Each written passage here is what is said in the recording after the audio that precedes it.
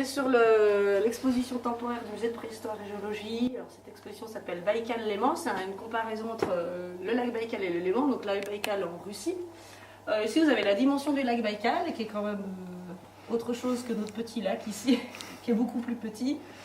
Et le lac Baïkal est aussi beaucoup plus profond que notre lac. C'est 20% de la réserve d'eau douce du monde, donc c'est plutôt énorme par rapport à nous.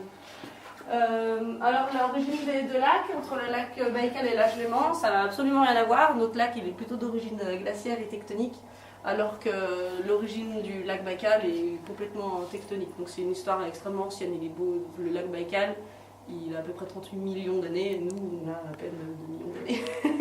Donc on est vraiment petit.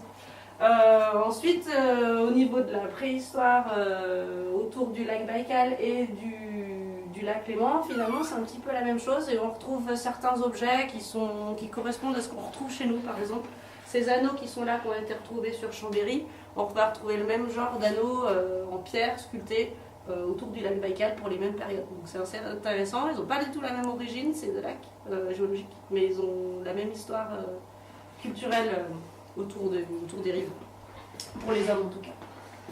La grosse particularité du lac Baïkal, vous pouvez voir ici, vous avez plein de photos fantastiques, c'est qu'il est englacé 5 mois dans l'année, ce qui n'est pas du tout le cas du lac Léman ou à des occasions très rares comme en 2012 où on a eu un peu de glace autour du lac pendant quelques jours. Donc ça n'a quand même rien à voir au niveau du climat. Et on a bien sûr de la faune et de la flore qui se rejoignent un petit peu, mais quand même de grosses différences par rapport aux poissons que l'on trouve dans les eaux des deux lacs. Par exemple, au Baïkal, on va trouver des phoques, alors qu'on n'en a pas chez nous. Par contre, on va trouver de la ferra qu'on mange chez nous et qu'on mange aussi là.